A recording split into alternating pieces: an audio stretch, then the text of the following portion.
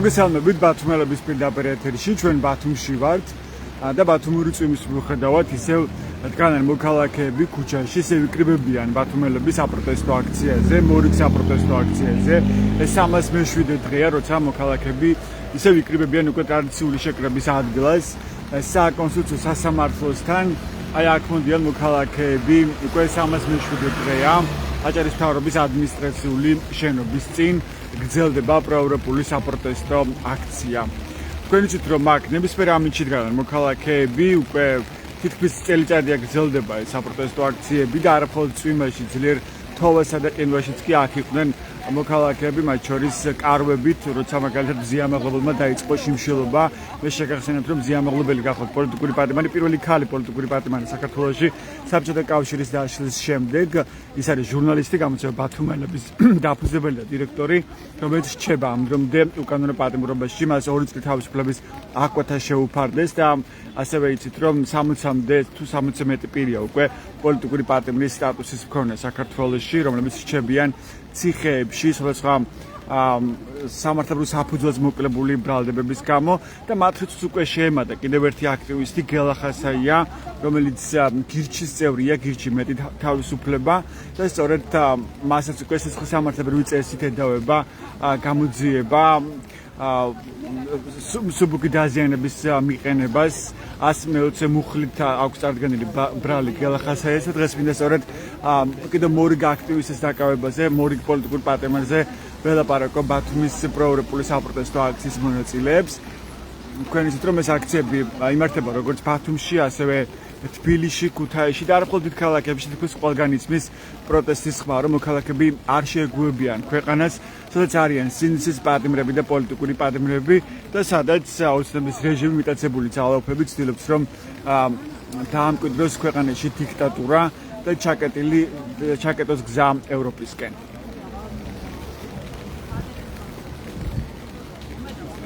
მოგესალმებით, შეიძლება რომ გაგესაუბროთ სულ ერთი წუთი. დიდ გელა ხასაიას დაკავებაზე მინდა გითხოთ. კიდევ ერთი აქტივისტი დააკავეს დღეს ეს არის გირჩი მეტი თავისუფლების წევრი, რომელსაც ედავება პროკურატურა სიცხე სამართლის წესით 120 მუხლის დარღვევას. რას ნიშნავს თქვენთვის ეს ამბავი გელა ხასაიას აქციის კიდევ ერთი მონაწილის დაკავება? სამწუხარო არა, რამდენი უნდა დააკავოს საქართველოს დაკავებულები არ ვარ. ერთი კინიჩები გინდა და ეგ არის რა, დაკავებულია მთელი საქართველო. და სამწუხაროა რომ ასეთი ამბავი ხდება, მაგრამ ყველაფერი არის დროებითი.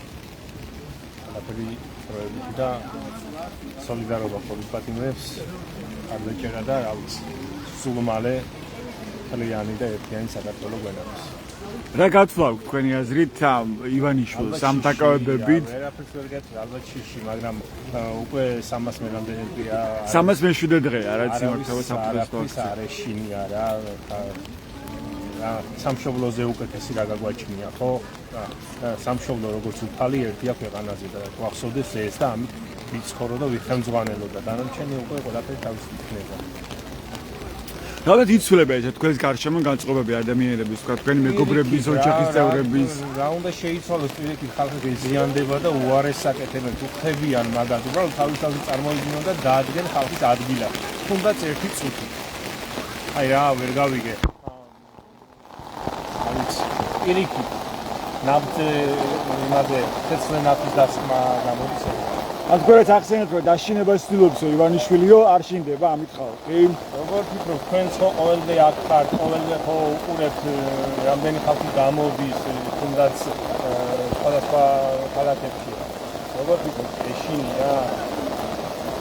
ესე ვერ უყურებ და სამწუხაროდ რეალობას თუ შეხედავენ უკეთესი იქნება და რა ვიცი რა. ყველას თავისი გზა აქვს. ეს წინააღმდეგობა ახლა როგორ უნდა განვითარდეს თქვენი აზრით? რა სჭირდება ახლა წინააღმდეგობას ამ საპროტესტო აქციებს? რა ფაქტორებზეა დამოკიდებული მისი წარმატება, რომ უკან დაახევინოს ივანიშვილის რეჟიმს? რა არის იცი? ჩვენი ქვეყნისთვის უკეთესი იქნება, რომ გონზე მოიღო. ქვეყნისთვის თუ გიყვარს ქვეყანა და ეხა ქვეყნის სიყვარულს მე ვერ ვხედავ მაგ. რა ვიცი, აბა პრობი ჩვენებს ყველაფერს წინასწარ ვერ აღვწევ. თქვენი სახელი გვარ შემოხსენეთ. დიდი მადლობა ალაშა.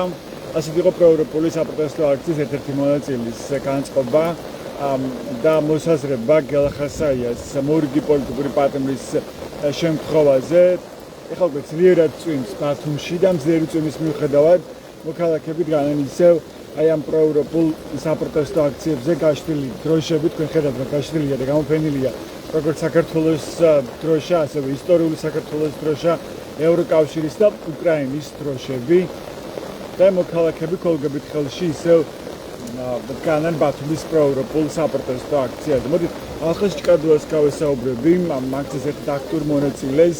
საღამოშიდობისა, მინდა რომ გაგესაუბროთ. დღეს კიდევ ერთი პოლიტიკური პატიმარი ყავს ქვეყანაში, ხო? გელა ხასაია. რას ნიშნავს და აჩვენებს თქვენთვის მისი დაკავება, მისი საქმე? გამარჯობა. გელა ხასაიაზე ძალიან კარგად დაწერა ჩვენი ორგანიზაციის საერთაშორისო გამწვავება საქართველოს იურისტმა და ჩემმა მეგობარმა თეო ზაქარაშვილმა, რომ გელას როცა იჭერენ, ყოველთვის კონკრეტულად გელა ხასაიას იჭერენ და სწორად იმედია სწორად კარგად ავხსნი ახლა მაყურებლისთვის. ანუ ხელისუფლება, პოლიცია იქნებოდა თუ პატრული თუ ნებისმიერი სხვა რამ, ანუ წარმომადგენელი რომელიმე ინსტიტუცია, როცა გელას აკავებდა, ზუსტად იმიტომ აკავებდა, რომ გელა ხასაია მისი სამოქალაქო და პოლიტიკური პერსონალურად აღმოჩნდა ის სამიზნა, ხო? ანუ ვის კი არა რომ რაღაცა ვთქვათ კონკრეტულად რაღაცა შეხლა-შემოხლაში გელა მოყვა, ან გარკვეულწილად რაღაცა კონფლიქტური ვითარებაში გელა დააკავეს, არა.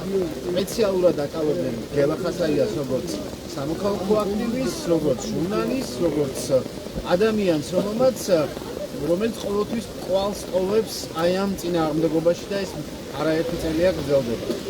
შეიძლება ბათუმელების მაყურებელსაც ახსოვს ის ცნობილი ფოტო, რომლის ფონზე ჩანს აფხაზეთის სანაპირო, სოხუმი თუ გაგრა სწორედ არ მახსოვს და კედელზე ქართულად დაწერილი ჩვენ აუცილებლად შევხვდებით, ანუ გაგრას თუ სოხუმს დაუტოვა წარწერა გელა. გელა თვითონ არის გალიდან, ანუ საკუთარ სამშობლოში ორჯერ იქცა დევნილი და ახლა პრაქტიკულად რუსეთთან რუსულ გეოპოლიტიკურ კურსზე დაბრუნებული ქართული ოცნება აკავებს პოლიტიკურ აქტივისტებს და სრულიად აბსურდული ბრალდებით ადამიანს, რომელიც არის, როგორ ვთქვა, მეტრა 70 კი არ იქნება მეგონი და მის ფიზიკურ ძალაზე ზედმეტია საუბარი, თურმე ვიღაცას ხელი მოტეხა თუ რაღაცა მსგავსი, მორიგი აბსურდული ბრალდება, ისეთი როგორიც ჩვენ გვესმოდა მეგისთან დაკავშირებით, გვესმოდა ლევან ჯობავასთან დაკავშირებით და ერთადერთი რაც შეიძლება ახლა ეს ახალგაზრდა ადამიანი იხსნას, ეს არის ჩვენი აქტიურობა. და რა განზრახვა აქვს ოცნებას ამ შემთხვევაში? რატომ რა განზრახვა აქვს ოცნებას და ივანიშვილის რეჟიმს გელა ხასაიას დაკავებით? კარგია კომუნიკაციაში. ეს მის სოციალურ ქსელებს ეთყობა, ეს ეთყობა მის, ასე ვთქვათ, მე არ ვიცნობ მას ძალიან კარგად, და გამარჯობა გაგიმარჯოს დონეზე, მაგრამ ეთყობა რადონის კომუნიკაციის სპეციალისტია და ძალიან კარგად შეუძლია მესეჯის გავრცელება, ძალიან კარგად შეუძლია ადამიანთან კომუნიკაცია და მე მგონი 4 ოქტომბრამდე ცდილობენ რომ რაც შეიძლება ნაკლები ადამიანი იყოს გარეთ, რომელიც შეძლებდა რაღაცნაირად ადამიანებთან ინფორმაციული ნაკადის მართვას, ინფორმაციის მიწოდებას. ამიტომაც აბსოლუტურად ერთი თვის წინანდელი ამბის გამო დააკავეს ადამიანი, რომელსაც მართლა მე მგონი ჭიანჭველასთვის არ დაუბიჯებია, არათუ ვიღაცისთვის ხარის ამოგდებან ხელის მოტეხა. ეს უკვე ძალიან ქოცვია, ძალიან უსამართლოა, ძალიან ამორალურია, არახუმანურია, რასაც აკეთებენ და ამავდროულად მეორე ფლანგი რაც აქვს გახსნილი საკუთარი ჭყალებში პოლიტიკური ძმადნაფიცების დაკავება კორუფციასთან ბრძოლის საბაბით ორი ფლანგი გვაქვს ახლა, ხო? ერთი აქტივისტებს აკავებენ, იქ ნათია ალეთოდიანთან ბებია ბაბუის სახლში შევიდნენ, შუშანა მაცაბერაძის გაუგზავნეს ეთყობინება, რომ მისი ქონება უნდა აღწერონ ჯარიმების ამოსაღებად, გელა დააკავეს და ამავდროულად აქეთ ქართული ოცნების ყოფილ მაღალჩინოსნებს, ან ყოფილ პოლიტიკური ფიგურის, პოლიტიკური გამბობის ფიგურებს აკავებენ კორუფციის ბრალდებით და ამჯერად საკმაოდ ახლოს მივიდნენ ირაკლი ზარქუასთან, ანუ ყოველ შემთხვევაში კომპანია, რომელსაც 40-მდე საგანმანათლებლო და სკოლამდელი აღზრდის დაწესებულების მშენებლობა უნდა დაესრულებინა, არც ერთი არ არის დასრულებული, საუბარია ათეულობით მილიონ ლარზე, ანუ პრაქტიკულად იმაზე, რაზეც საუბრობდა პათუმელები, საგამოძიებო ჟურნალისტიკის სხვადასხვა ჯგუფები და როცა თქვენ წერდით ამასაც, როცა ჩვენ წერთ კორუფციაზე, ჩვენ მაშინ აგენტები და სახელმწიფოს ძირგამომხელი საქმიანობით დაკავებული ადამიანები ვართ, თურმე, მაგრამ საბოლოო ჯამში აღმოჩნდა, რომ ყველა ეს ასე ვთქვათ, გამოძიება მართალი ყოფილა, სწორი ყოფილა და ირაკლი ზარქუას სიძის მეწილეობის მაშინ როდესაც ირაკლი ზარქუა წარმოადგენდა ამ კომპანიას, ჰქონდა საკუთარი აქტივები, სწორედ ამ პერიოდზეა საუბარი, რომ კომპანიამ არ შეასრულა სახელმწიფო შესყიდვების კონტრაქტებით გათვალისწინებული ვალდებულებები და ჩვენ 10 წელზე მეტია ვლაპარაკობთ, რომ ამ ხელისუფლების პირობებში კორუფცია არის პრობლემა. დაწყებული მუნიციპალური შესყიდვებიდან დამთავრებული მუნიციპალური განვითარების ფონდის შესყიდვებიდან ათეულ და ასეულ მილიონობით დოლარზეა საუბარი. აუდიტორია შევახსენებ, რომ საერთაშორისო გამჭვირვალობა საქართველოს ბოლო 2 წელიწადში 80-მდე თანამდებობის პირთან დაკავშირებული კომპანიების ტენდერები, კორუფციული ტენდერები შეისწავლა და ჯამი ამ ტენდერების ღირებულების არის 2 მილიარდზე მეტი. ეს მხოლოდ 2 წლის ბოლო 2 წლის განმავლობაში, რაც მოვთვალეთ ბოლო წლების სახელმწიფო ტენდერები და ნებისმიერ საქმიანობაში, კულტურა იქნება, ინფრასტრუქტურა იქნება, ნებისმიერ თუნდაც აი რაღაცა ისეთი ღონისძიებების ორგანიზება, რომელიც შეიძლება არ იყოს მასშტაბიანი. იქაც კი აუცილებლად მიყოვით გახარიას თქმისა არ იყოს ქართულ ჯგუფ ფონდს კორუფციის და ეს ამ ქვეყანას პოლიტიკურად ხრავს ქართული ოცნება, როცა ხალხს პრაქტიკულად ეუბნება, რომ ჩვენ ახლა რუსეთისკენ უნდა ვიარო, ეკონომიკურად ხრავს კორუფცია, რომელიც აჭმევს ათეულობით ბიზნესს და ამ ბიზნესთან დაკავშირებულ ქართული ოცნების მაღალჩინოსებს და პრაქტიკულად პენსიონერებს, სოციალური შემწეობის მიღება ადამიანებს უწევს საარსებო მინიმუმით თავის გატანა. ჩვენ ახლა ვებრძვით კორუფციას, ირაკლი კობახიძე ამბობს. სინამდვილეში რა ხდება თქვენ დაკვირვებით ქართულ ოცნებაში? ებრძოდეს ირაკლი კობახიძის არალეგიტიმური მთავრობა, მათი საგამოძიებო უწყებები რაჟდენ კუპრაშვილის უწყება, ფინანსთა სამინისტროს საგამოძიებო სამსახური, ანტიკორუფციული ბიურო და სუსი დაიდებდა ნებისმიერი ჟურნალისტური გამოძიების მასალებს, ჩვენს კვლევებს და დაიწყებდა გამოძიებას იმ არსეულობით ფაქტზე, რაც არის გამოქვეყნებული არა მხოლოდ ბოლო 3 წელიწადში, ზოგადად. ეს არ არის კორუფციასთან მხოლოდ, ეს არის გადანაწილება ერთი მხრივ კობახიძის პლანის ცდელობა გაძლიერდეს ხარიბაშვილის და ყოფილი სხვა პრემიერ-მინისტრების პლანის წევრების დაკავებებით, ფულის ამოგებებით, იმიტომ რომ პირდაპირ თქვა, ხა ბიძინა ივანიშვილი ცხადია, რომ გაღარიბებულია, იმიტომ რომ მაინც მასზე მოქმედებს ის საერთაშორისო ზეწოლა და ფაქტია, რომ ის პერიოდი, რა პერიოდიც ის უშვებდა, რომ ვიღაცაებს ფული შეეჭამათ, ხალხის ფული, ახლა ითხოვს ამ ყველაფერს. უკაცრავად, მაგრამ ჩვენს ხელმარჯვნივ მჯდომი ადამიანი თვეების წინ, თორნიკე რიჟუაძე, რატომ გახდა, ასე ვთქვათ, ამდენი მოთქმის საფუძველი, რატომ გახდა მისი წასვლა თანამდებობიდან, ხო? საუბარი იყო ძალიან დიდ თანხაზე, რომელსაც მას თხოვდნენ, მას და მამამის და მისი კლანის სხვა წევრებს. და არა მხოლოდ აქ ტენდერებზე იყო საუბარი, არამედ სხვა ტიპის საქმიანობაზე, რომელიც შეიძლება მაინც და მაინც კანონიერი არ ყოფილიყო. რატომ არის მაინც და საუბარი იმაზე, ჯუანშერზე, უჭულაძე იქნება თუ ნებისმიერი სხვა ყოფილი თუ მოქმედი მინისტრები, ხო? ყოფილებზე საუბარი. გუშინ წინ ჯუანშერი პრაქტიკულად საფიცარი პერსონალი იყო, რომ ქართული ოცნების არც ერთი მინისტრიო ਉਸ ხელს არ დაადევსო, ირაკლი კობახიძე ამბობდა. და პრაქტიკულად ერთმანეთის მიყოლებით ქართული ოცნების მაღალჩინოსნებს, ყოფილ მაღალჩინოსნებს აკავებდნენ. გაცილებით მძიმეა კორუფციული სქემები, გაცილებით დაქსელილია ეს კორუფცია ამ ქვეყანაში, გაცილებით მჭიდროა ეს კავშირები განსაკუთრებით პოლიტიკურ კორუფციაზე, როცა ვამბობ პოლიტიკიდან ბიზნესში, ბიზნესიდან ეკონომიკაში და ასე შემდეგ და ასე შემდეგ. პრაქტიკულად ყველა ყოფილი მაჟორიტარი, ახლა რომ დელეგატად იწოდება, არის მის რეგიონში ფეოდალი. და ეს ჩვენმა კვლევებმაც არაერთხელაც ჩვენა, თქვენმა სტატიებმა არაერთხელაც ჩვენა და თუ მათ მართლა სურვილი აქვს კორუფციას საბრძოლო, მაშინ მოქმედი პარლამენტარები დაიწყონ. 35 პარლამენტარი არის მილიონერი.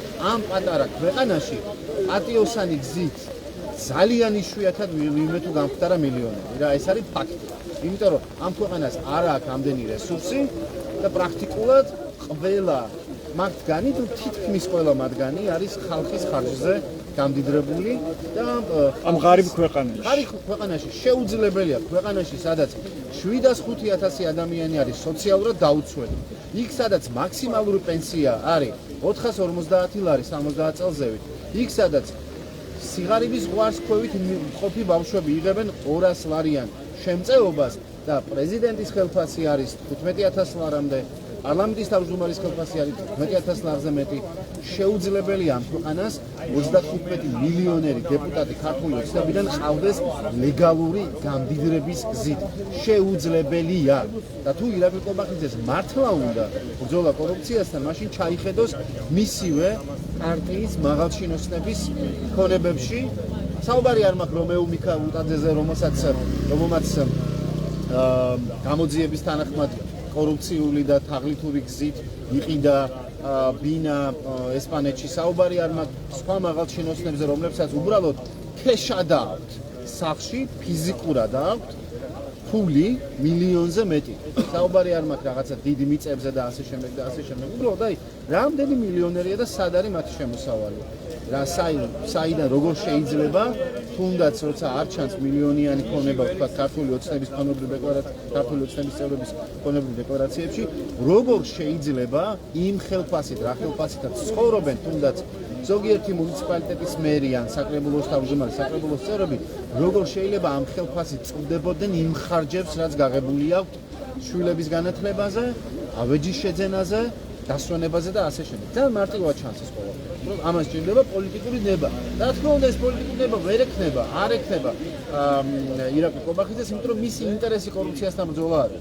მისი ინტერესია, რომ შეასუსტოს ღარიბაშვილის კლანი, გააძლიეროს საკუთარი და შექმნას იმიტაცია, რომ ქვეყანაში კანონის უზენაესობისთვის იბრძოლოს. დიდი მადლობა. ეს მალხაშკარდუა იყო საერთაშორისო გამჭვირვალობა საქართველოს ანალიტიკოსი და პროევროპული აქციების ერთ-ერთი აქტიური მონაწილე. თქვენ მას უსმენთ ჩვენს პირდაპირ ეთერში. ეს ბათუმის საპროტესტო აქცია. მოგყვებით თქვენი პერფორმანსის შესახებ და აი მოდი თან ბათუმელებში გადავიღოთ.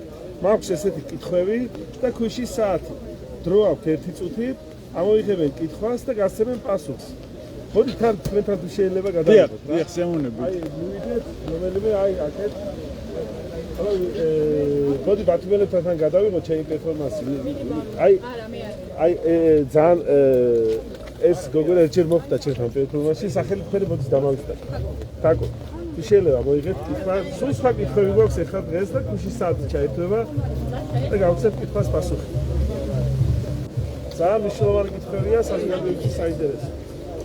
შეგიყვესია თუ ხოცად იყავდა ხდება შეცდომაში შეგიყვანეს ახლა რას მოიხსენებიო თუ ხოც როგორ თუ ხოცად იყავი ალბათ ეს დიახ და ხდები რომ შეცდომაში შეგიყვანეს ახლა რას მოიხსენებიო ძალიან რთული შეკითხვა იმიტომ რომ ერთადერთი ის არ მესმის ამ სიტუაციაში როგორ მეიგონოს გამიჭირდება შეკითხვა თუმცა უნდა ადეკვატური პასუხი იქნება რომ რაღაცას უბრალოდ ჩამოვშორდები ამ სისტემას რაღაცას გავაკეთებ იმისთვის რომ თუ არ საწინააღმდეგოს თუ არაფერს გავაკეთებ სიტყვაზე იმას მაინც ვიზამ რომ თანამონაწილე არ ვიქნები ამ ყველაფრის ამ პროცესის მოდი ერთი კითხვა კიდე თაკო ძალიან კარგად საუბრობ და მნიშვნელოვანია შენისთან ახალგაზრდები თუმცა ეს გულანთებულად არიან მუსლიმი ლიდერები რატომ არ არიან აქტიურები ხომ არ არიან დიქტატორთან გარიგებაში ცოტა ესეთი კითხვა არის ანუ მამოები ბევრი გამოვიდა ჩვენ გვერდთან განცხადებები გააკეთეს და მუსლიმი ლიდერები რატო არ ჩანან ეგეთ კითხვა ვერ გეტყვით პირადად მათი აზრი არ მომისმენია ჯერმეც და რომ არ მომისმენია ესეც პრობლემაა ამაში გეტყვით თუმცა კონკრეტულად მათ პოზიციაზე რაიმე კონკრეტული ინფორმაცია არ მაქვს ამიტომ ანუ კომპეტენტური არ ვარ უბრალოდ ეს საზოგადოებამ ჩაყარა აი აქ კითხები ჩემ მოსაძებია ერთიც კიდე სამი გვაქვს დრო აი დრო არის კიდევ ნაწილი ახალგაზრდების ციხეშია, ნაწილი პროტესტში, რას ეთყოდი დანარჩენ ახალგაზრდებს. ისეთი კითხვა. ფიცის დაიდო მახსოვს უნივერსიტეტის წინ მემორიალთან. ბევრი ახალგაზრდა იყო. ბევრი ახალგაზრდები ხართ, მაგრამ ნაწილს ასეთქვა. ალმის აღარ მონაწილეობს, უკვე ვინც აღარ გამოდის ამ აქციაზე. ვერ ხედავთ ესეუბნე ახალგაზრდები. იმ დარჩენილ ნაწილს, არ ვიცი, მე მაინც იმედს ვიტყოდ, რომ ის ადამიანები, ვინც აქ არ არიან აღმოჩნდა და პროტესტს რაღაცნაირად ჩამოშორდნენ, როცა იგრძნობენ ისევ აი ალბათ რაღაც განსაკუთრებული ჭირდებათ, ისევ თქვენ დადგებიან. ამის იმედს დავიტყოდ. თუმცა ჩვენ გვერდით არის ბევრი. როცა შეხება მეთოდები სხვა გზებით ისევ არიან, არ ვიცი. რა მოხდა ესე თქვენ დაკვირვებით მუშაობს მათთან ეს პარტია სხვადასხვა მეთოდით თუ რა მოხდა? თუ უბრალოდ ვერ ხედავენ ისინი შესაძლებლობას რომ ძელვადიან განგზობით ფაზაში ეს ვთქვათ პროტესტი არ არის ყველასთვის მარტივი გასაძლები და ეგ არის ალბათ თუ თავისთავად სტრესულია და ძალიან დიდი და საჭირო მომენტში ჩვენს ვიდათ ძალისხმევა ჭირდება. სრულიად ექსპერტად ეს ყველაფერი არ არის დადგმული. მადლობა. მადლობა თქვენ, მადლობა პასუხებისთვის. მოგყვებით ამ პერფორმანსის შესახებ ასევე ეს სამსაღამოს დღეს მოგინდათ რომ მოგეწყოთ ესეთი სამი დღეა უკვე დავიწყე პერფორმანსები და უცებ წამოვიდე ეს რაღაც რომ საზოგადოების კითხვები რაც არის ეგ კითხვები წამოვიდა ის ეს ვინ წერს ამ კითხვებს? ამ კითხვებს საზოგადოება აქვე ამ აქციაზე? აქცია ისეც რა საზოგადოებაში რაზეც არის და შემდეგ ხელოვნურ ინტელექტთანაც გვაქვს შეხება და ვაგდებთ უბრალოდ საზოგადოებრივ აზრს აქ ბევრი საინტერესო კითხვებია სამართყოფებთან დაკავშირებით რატოა ესეთი მდგომარეობა სამართლებში რატოა ბენზინი ესეთი იაფი მაგრამ უხარისხო და კატალიზატორები არ არის მანქანაში და ხალხი იწამლება და სიმსივნე საიდან მოდის რატოა მაღაზიებში რა ვიცი დააკვირდნენ და ნახონ ვინ იტყვება ხო ხალხმა იცის საკვები უხარისხო და ვადაგასული რომელიც იწვევს სიმსივნეს და ოჯახში ერთი ადამიანი არ არის რომ გადასული არ იყოს რატომ მიდის ევროპაში ხალხი და რატომ კურნალობს და ეხლა რატო აგინებენ რა გათვლა აქვს რუსეთს თუ ადამიანებს ესე ქართველებს აღარ აძლევენ საშუალებას ევროპაში რომ გავიდნენ და იმკურალონ ერის გაწყვეტაზე ხო არ ვისაუბრებ აი ეს კითხვები არის ხალხში გარდა იმისა, ვინც იმედისა და პოზიტივის პროპაგანდით არის, რა ვიცი რა, გამოვსებული და ხვდება ყველაფერს, მაგრამ რაღაცით არსებობს რა, მანქანა ყავს, საწველს ჭამს და რესტორანში მიდის და ცეკვავს. და არ აინტერესებს, რომ ხვალ სიცოცხლე ემუქრება თავის შვილს. აი ესეთი კითხვები იბადება და ეხლა წამოვიდა ეს პერფორმანსი და როცა მოგცემს ხალხთან მოტივაციას, აუ ძალიან მაგარია და რაღაც, მე უკვე ყოველდღე უკვე სისტემატურად ვაკეთებ. კიდე სხვასთანაც ხომ უცადოთ რამდენიმე შეკითხვა ვინც უპასუხებს აი აქ ამ შეკითხვებს დროშეს მეუღლე ალბათონი ნინო ბატონი ბედროშეს მეუღლე რა ვიცი თემურ ქათამაძის გაფარილმაზის უნიკალური მასწავლებელი ნინო კაკულია მთელი ბათუმისა და კითხვა გვაქვს აი კითხვები ცოტა დაგვისველდა და დროც ჩავთოთ რატომ გადის ხალხი ემიგრაციაში, როდესაც ბევრი მიწა და ქონება აქვს? რატო გადის ემიგრაციაში ადამიანი, ვისაც ბევრი მიწა და ქონება აქვს, ანუ რა თქვა მია, ბევრს აქვს რა, ქონება, რა ვიცი, ჰექტრობით მიწა აქვს და ზოგი ჩამოსული და მაგალითად ანუ ქონება აქვს და მაინც მიდის ემიგრაციაში ზოგი ჩამოსული და ვაჭრობს გარევაჭრობაშია, რა ვიცი. იმიტომ რომ სახელმწიფო არის არავითარ პირობებს იმისთვის რომ ფერმერებმა მიწა დაამუშავონ, მოიყვანონ მოსავალი და გაყიდონ. აი რომ დაამუშავონ და მოიყვანონ მოსავალი, ეს დიდი პრობლემა არის ექსპორტზე ვერ გადის, და სამყაროდ ისევ და ისევ ჩვენი ფერმერები დამოკიდებული არიან რუსეთის ბაზარზე, რომელიც დიდია და სასურველია და ეს ხდება ერთ-ერთი მიზეზი იმისა, რომ იმედით უყურებენ რუსეთის მხარეს და არა ევროპის მხარეს. რაც საზიანოა ზოგადად ქვეყნის განვითარებისთვის, კერძოდ რა თქმა უნდა, სოფლის მეურნეობისთვის და ზოგადად ქვეყნის ეკონომიკისთვის და პოლიტიკური ამინდისთვის მთლიანობაში. ანუ განზრახ ცდილობს თქვენი აზრით ქართული ოცნების მთავრობა, რომ რუსეთის ბაზარზე იყოს დამოკიდებული საქართველო და ფერმერები? ყველაფერი ამაზე მიუთითებს. განზრახარის გაკეთებული, მე მახსოვს, რომ ესეთი ვექტორი იყო ამებული, როკისკენ იყო გაკეთებული. შემიძლია შევიგინო რომ ეცდებოდა ყველაფერი საიმისოდ რომ მოსავალი ყოფილიყო ნატურალური ქიმიკატების გარშემოქმედილი და საქართველოს დაიკავებდა ამ საპატიო ნიშას. საავადმყოფო ხელშეკრულებაც გაფორმდა ხო ევროკავშირთან, მაგრამ არ გამოიყენა პრაქტიკულად ეს საქმე. მილიონი დაბედა ყველა სოფელს და ისიც მახსოვს ის პერიოდიც მახსოვს, როდესაც რუსეთმა ემბარგო შემოიღო ღვინო არ მიიღო ქვეყანაში რაღაცა აბსურდული მიზეზის გამო და ეს იყო გაკეთებული როგორც დასჯა ჩვენი ქვეყნის და დაისაჯა პრინციპში ფერმერი ხო და ფერმერი თუ არა მწარმოებელი და ნებისმიერ მომენტში იგივეს განმეორება შეუძლია. სანდო არ არის არის რუსეთის მთავრობა არავის შემთხვევაში არ არის სანდო ნებისმიერ დროს შეიძლება მთავარმა სანიტარმა რუსეთში შეიძლება თქვას რომ თქვა ქართული პროდუქცია მაგალითად ღვინო ყურძენი არის რაღაცა უსარგებლო ან გაფუჭებული. ისე როგორც არაერთხელ გაუკეთებულა, ხო? ეხლა უკვე სომხეთს უკეთებენ იგივეს თუ აკვირდებით, როცა დაინახეს რომ სომხეთმა ზურგი აქცია რუსეთს საფრანგეთის რეგიონში, უკვე ვეღარ შეაქვთ თქვა იგივე სომხური ალკოჰოლის სასმელები რუსეთში, ასევე იგივე მიზეზით რომ თქვენს არ ვარკა. აი ამ ექსპორტთან დაკავშირებით კი გასაგებია რომ არ ყავს მეფერმე ძალიან ცოტა ყავს და 21 საუკუნეში რომელიც ევროპის ქვეყნებში არიციან ადამიანებმა როგორ იწოლება ხელი ძროხა ჩვენი ასაკის ადამიანებმა და ჩვენთან სოფელში ხელიწველის რვაშვილიანი დედები ძროხას და არც იციან აპარატი როგორია. თან რამდენიმე ძროხას ერთდროულად. ესეთი თუმცა სოფელს დავიდნენ 1 მილიონი და ზოგადად ემიგრაციას რაც შეეხება თუნდაც იმ ადამიანების ქვეყნიდან გასულისიც არ აქვს და რომელსაც მასობრივი მოდი გოჩასკითხო და მოვლენა ამ ბოლო პერიოდში განსაკუთრებით 90-იანი წლების შემდეგ ალბათ პირველად ასე მასობრივად ტოვებენ განსაკუთრებით ახალგაზრდები, იმიტომ რომ არ აქვს ისეთი პოლიტიკა. მომავლის მედია ქვეყანაში გამოეწურათ ახალგაზრდებს და მოგეხსენებათ საბაზისო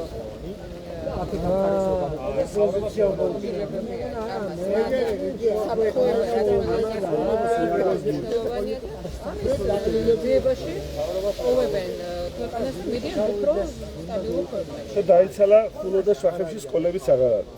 აი დროშიც ჩავეთი. ადნობა კანონები. დიდი მადლობა ეს ნინიკაკულია იყო თქვენს უსმენთ და ეს მალხაზ ირემაძეა ბათუმის პროევროპული აქციის ერთ-ერთი აქტიური მონაწილე. თავისუფლება ყველა ჩვენს.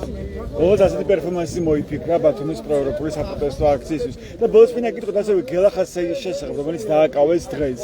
ანუ კიდევ ერთი პოლიტიკური პატიმარი ყავს ქვეყანას.